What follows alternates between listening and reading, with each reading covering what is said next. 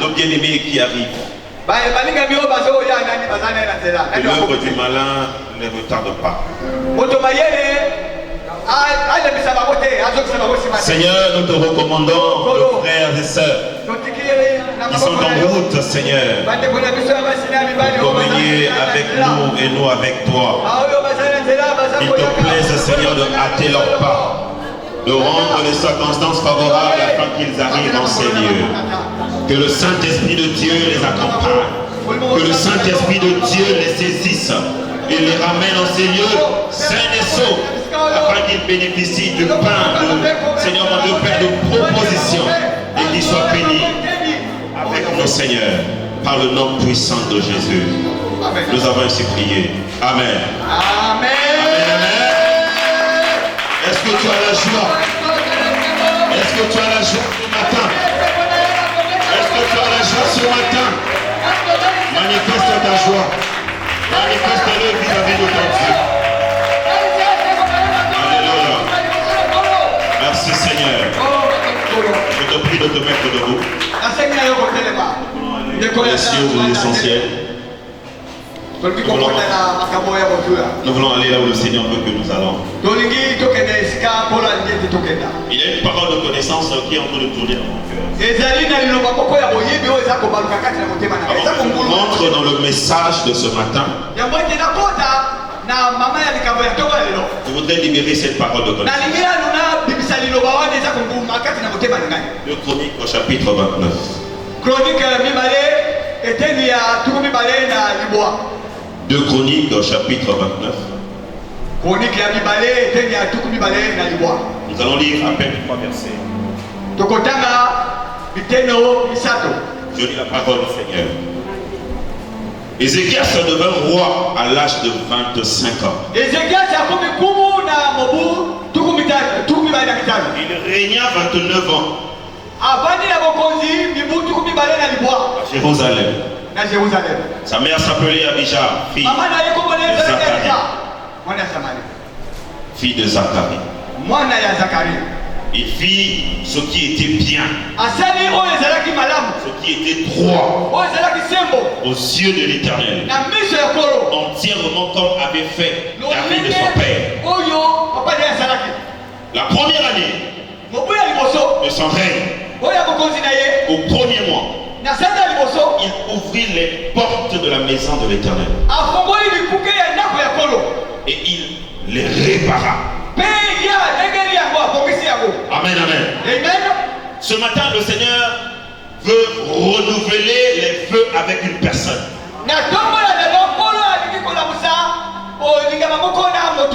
Mais tout dépend que de toi. Toi qui es venu écouter sa voix ce matin, la Bible nous dit Ézéchias était un jeune homme de 25 ans lorsqu'il a pris le pouvoir à Jérusalem. Bien aimé, lorsqu'il arrive au pouvoir, la Bible déclare il a commencé à faire des choses comme son père David. Qui ne lui avait appris qu'il devait faire des choses comme David? Et qui était David? David était le prophète de Dieu, qui avait été appelé l'homme selon le cœur de Dieu. Ézéchias a pris le choix. Il a pris la décision d'exercer le ministère royal comme l'avait fait son père David. Au premier mois de son règne, qu'est-ce que ce garçon a fait? Il n'avait que 25 ans. 25 ans. 25 ans, bien aimé.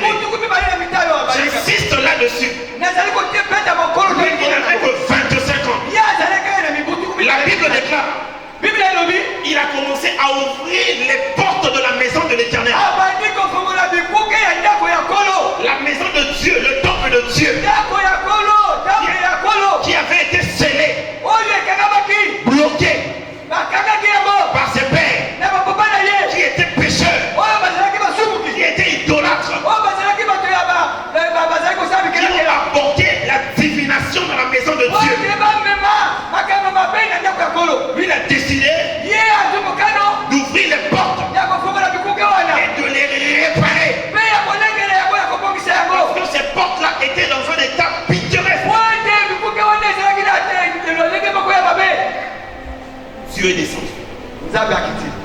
Il est descendu. Il dit quelle est cette sagesse-là? Ce garçon de 25 ans a.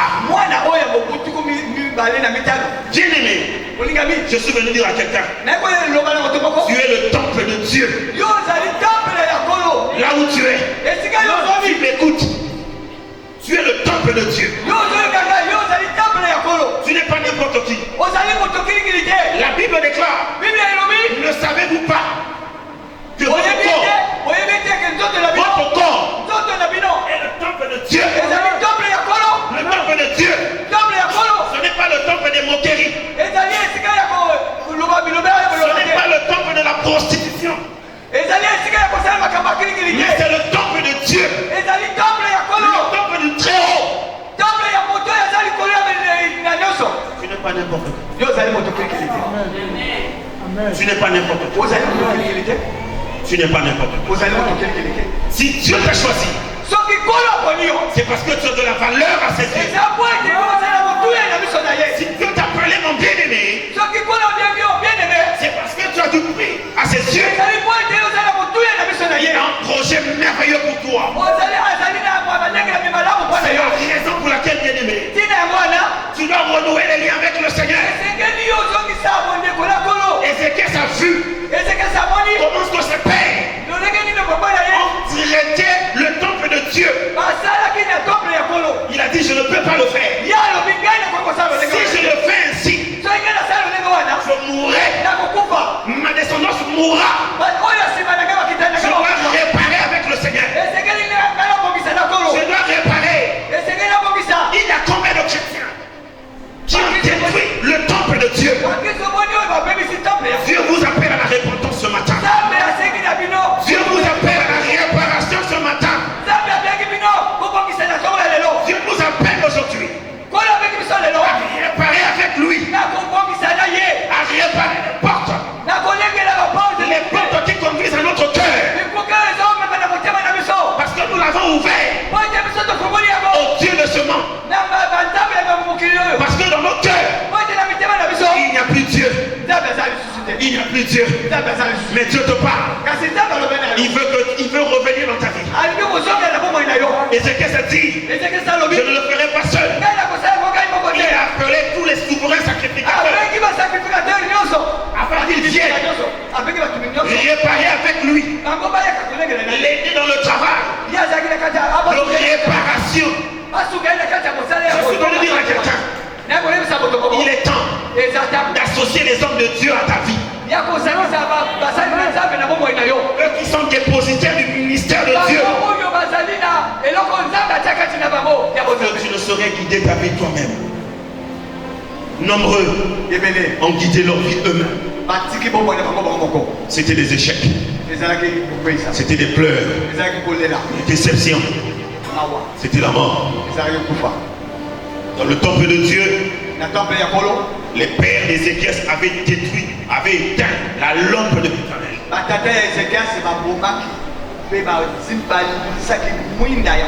Or, la lampe de Dieu habite dans les lieux très saints. Et dans le corps de l'homme, les lieux très saints, c'est son cœur. C'est le cœur. Voilà pourquoi la Bible déclare, gardez votre cœur mieux que l'or et l'argent. Parce que c'est là où le Saint-Esprit de Dieu habite.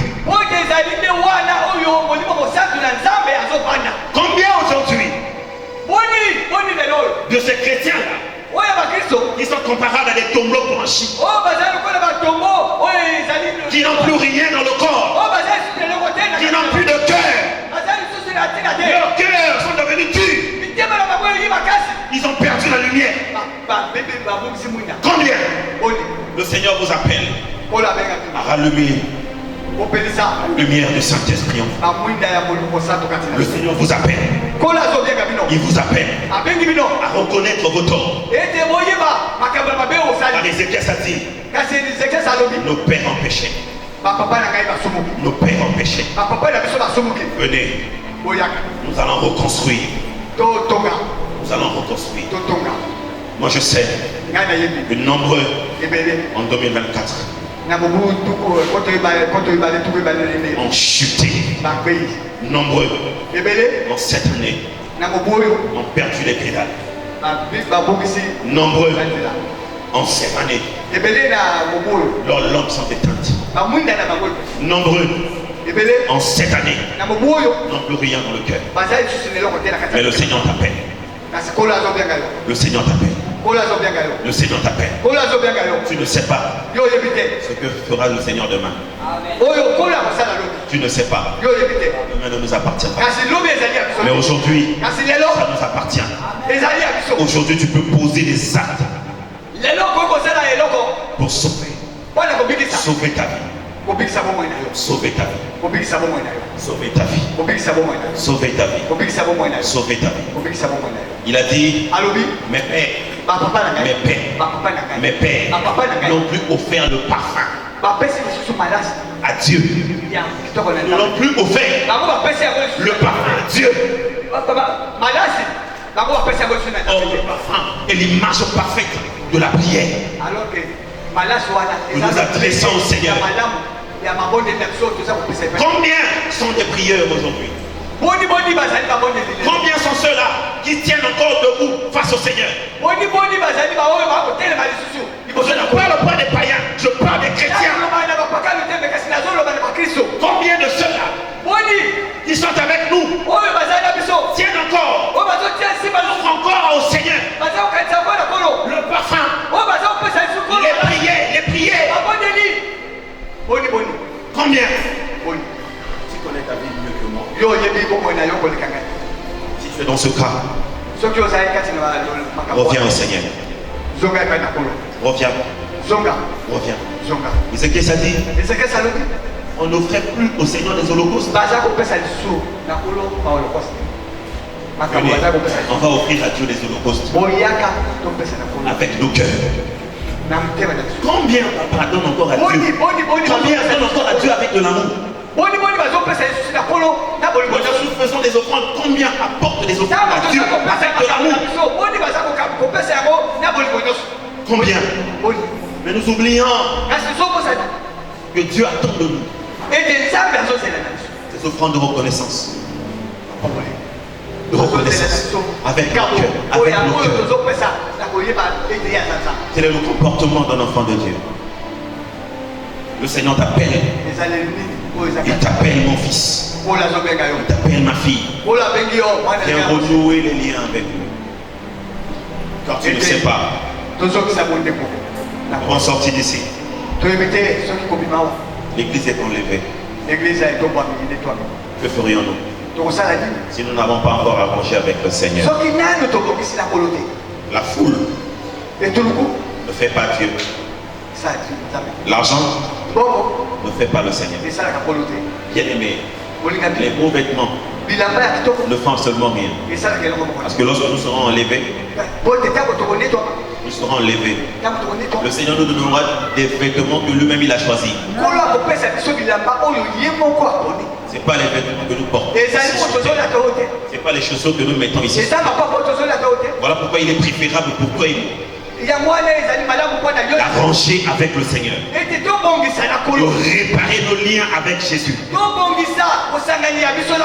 N'oubliez pas, il a donné sa vie pour nous.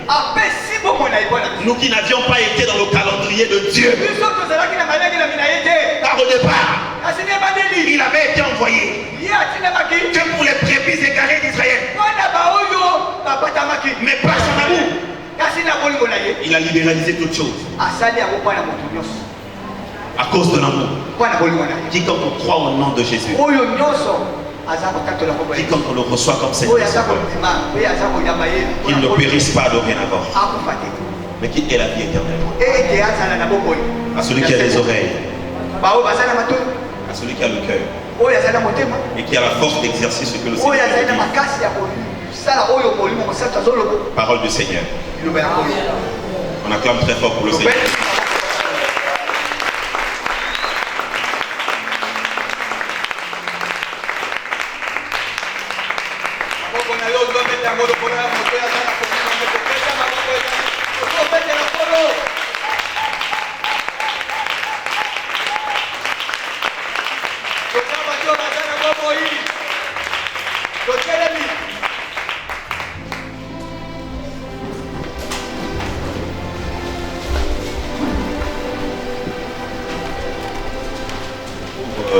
Ouvre Marc. Marc chapitre 14. Ferme d'abord tes yeux là. Ferme tes yeux là.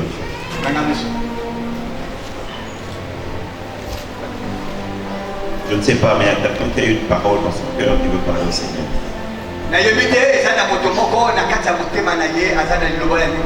Le Seigneur veut t'entendre. Tu as écouté la parole de connaissance. Il t'appelle à renouer les liens avec lui. Pour ton salut. Il t'appelle. Il t'appelle. Il t'appelle. Il t'appelle. Il a dit,